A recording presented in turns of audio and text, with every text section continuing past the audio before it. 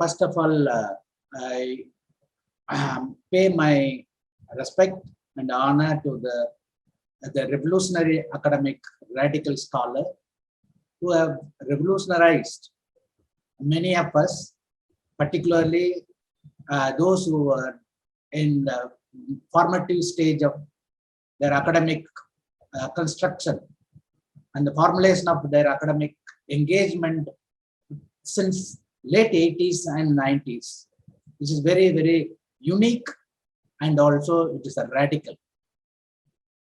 What I would observe today and what I share today, it's something which is very intimate and also very ignorant, and which is very, very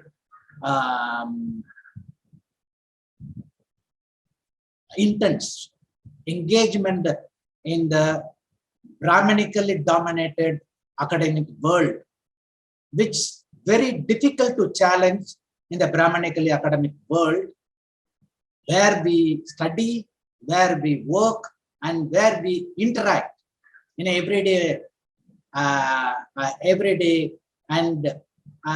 our social, which is everyday social, nothing but the caste. The understanding of caste pre-80s or mid-80s and early 90s is something it's very different.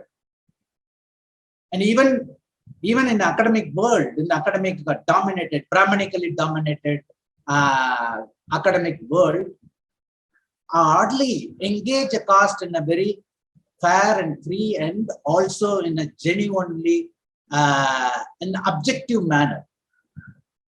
But some of the very few scholars have come up, and also the budding scholars and those who are struggling to engage with the challenge the Brahmanical dominance in the academic world had left with a few intellectual productions, intellectual knowledge productions. We have hand on it.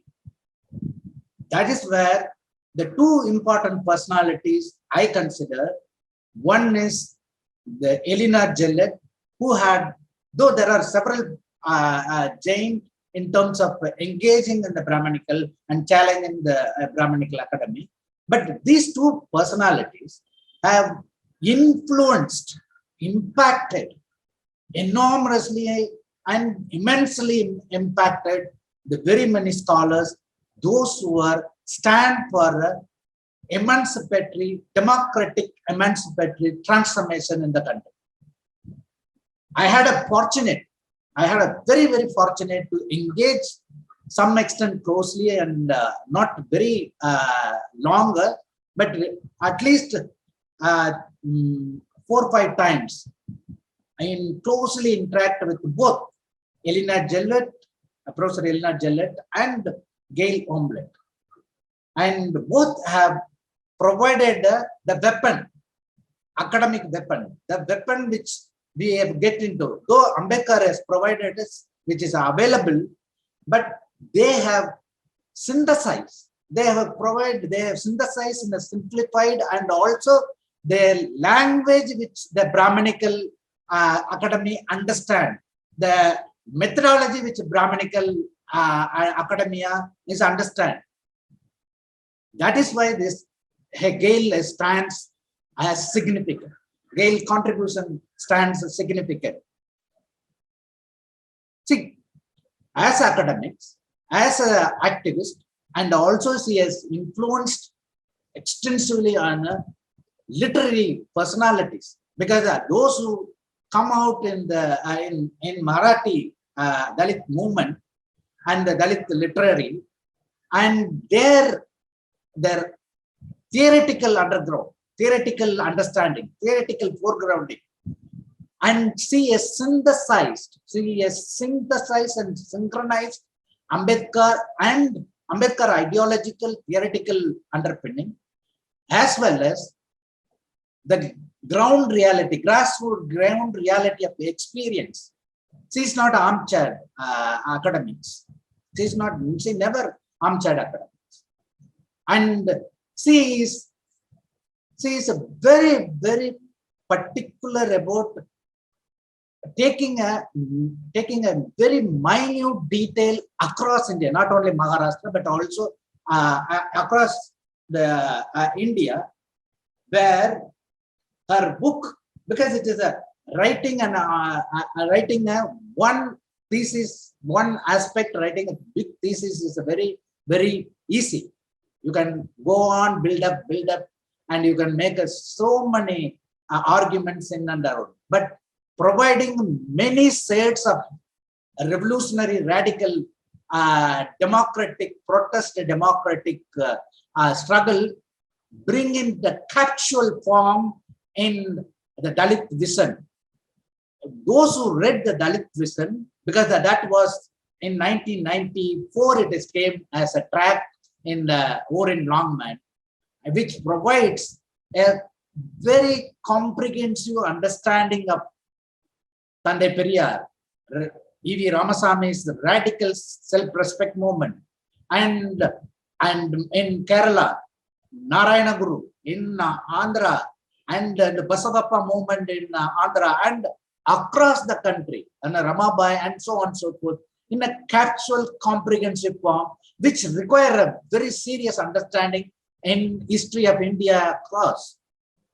That is why it is very important for us, Gail, and to engage with and to honor her scholarship. Though both and also my well-wisher, and one among my well-wisher and friend as Dr. Tunagaras is my friend. Yeah, I said he was angry with me. Naturally, I respect that anger, because I'm not live up to their expectation, both Gail's and Elena Gillette and also others, in terms of academic production and output. I agree, it is my guilt. It is a guilt because the moment I got a message from morning, I think the scholar, radical and progressive historian B. Geeta sent me a message that the Gail is no more, and message has come. Immediately, I wrote a mail to my office. Some of the very important scholar has been passed out, has passed away, and it is our immense duty and immense responsibility to have a memorial meeting, condolence meeting, sometime later, and either our institute or anybody can organize. If nobody organizes, I am best to organize. I am waiting till the consent from the topmost power in this. This is one instance I'm telling how the Brahminical hegemony's rules, and how I cannot hold it, because I should have hold this thing as an official MIDS or Social Science Research Institute, which I had done it in Elena Gillette within no minute. But today I could not have it, but I will have it. We will have another, because this is if academic institution not respecting the scholarship, who will respect? And we have to engage with respect, honor the scholarship of Gail Omvedt, who has dismantled the Brahminical notion of caste, Brahminical notion of patriarchy, Brahminical notion of the feminism. And more than that, even Brahminical notion of the communism. Because he was the one who hid the hamper on the left, and where you have failed to understand the ground reality. You are incapable of bringing application of knowledge of Marxium and the Marxist tool of understanding the society. They utterly failed. She was hitting the hammer in the academia, in the Brahminical academia. That is where Gail is very important. Of course, I had a very, very intense interaction, more than 4 or 5 days in Bombay University. We had a seminar, and also in Delhi 2002, she visited my house, and then she has gifted me her translated work of Dalit Vishar. Though she did not ask me to review her, but she has given me, And also she has said, I expecting more and more, not only me, but your commitment to the society is enormously important. Hope you will live up to the expectation. Some extent, but fortunately, unfortunately, I have a guilt that I did not. Still, I have a time. I will fulfill those expectations. I never ever before completing. I will never let I go.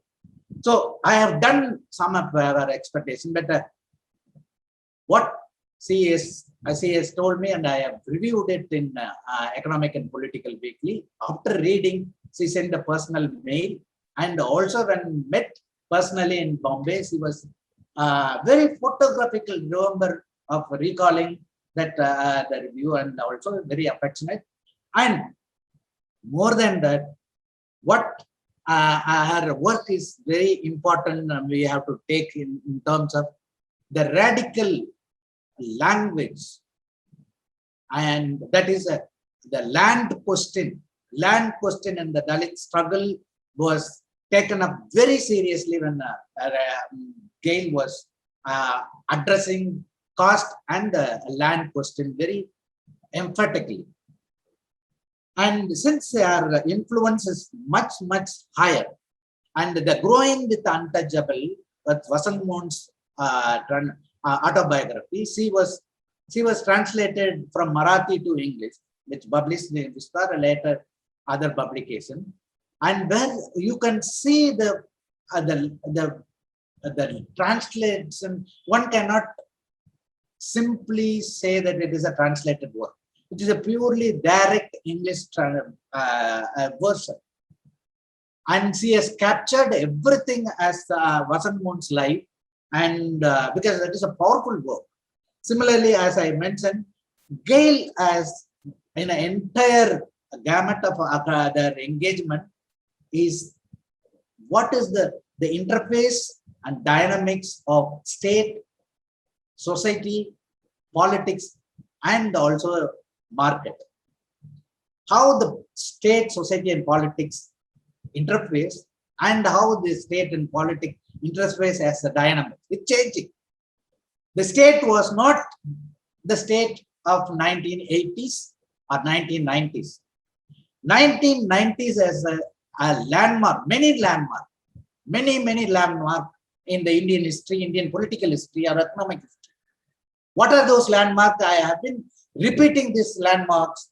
One, the centenary year of Babasaheb Ambedkar, which opened up the floodgate across the world, across the country, that even that if I use Gopal Guru's language, walking carrion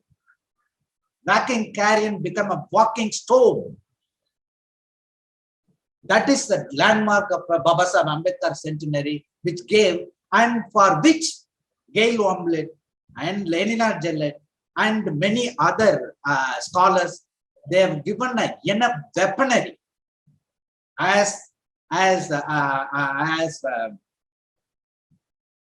Italian Marxist Gramsci you would call it, the intellectual exercise, the civil society and the intellectuals are justifying, rationalizing what is the oppression. And similarly, the organic intellectuals are dismantling the oppression and the dominance. So it is like the weaponry. What is the concept, and also what our beloved Professor G. Aloysius used to call. He used to say, I used to state that my entire life, Aloysius quote, I quote, the entire life to make a battle, to create a war in the classroom, war in the academic, war in the boardroom. That is where this Gail Omvedt and Elena Gillett have given us. And second important landmark was implementation of Mandal Commission. Mandal Commission has completely changed the language of caste. Mandal Commission, the academic classroom. Earlier, the academic caste was only in sociology or in anthropology. It was not in politics. It was not in economy. But Mandal Commission made it.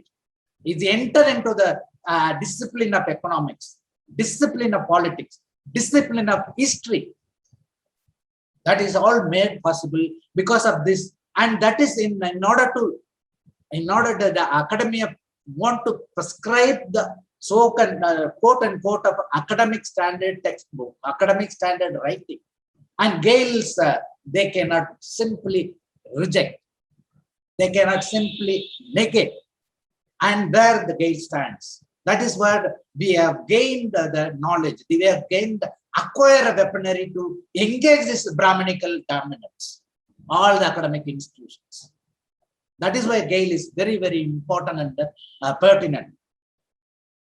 And again, how the market economy. One thing, because Gail is in a way, see, a supporter of liberalization and the capital market, which she has changed the later stage. But initially, that is the scholarship. We had a serious engagement on this account, Gail's earlier position, and later she has changed it. But that is the academic, that is the intellectual engagement. Okay, so these are the bigger market cannot and never can replace the role of state. Market cannot address the role of state, which encompasses the social justice and the transformation. Market is not a cost-free. Market is not a cost-free. Market is not a class-free. Market is run in terms of complete one agenda of property or a surplus, profit. And of course, even some of the Dalit scholars as well, they thought that the liberalized economy will liberalize the Dalit. No, that is some extent that we have, and she has realized, and she has readily realized, and I agree too. So that is why she's and moreover, she is two occasions, Professor Gail has revealed her personal life. I think one in JNU Sociology Center invited and also felicitated her work in 2000 or 2003 or sometime, I forgot the year, where she revealed her personal experience and also life. Gail is come from very humble family, working class family. And she was a ardent, very forefront in the student politics. And also she struggled to get herself educated. And she is not a very affluent family or even not even middle class. She said she's come from very humble working class family, and she lived with the blacks.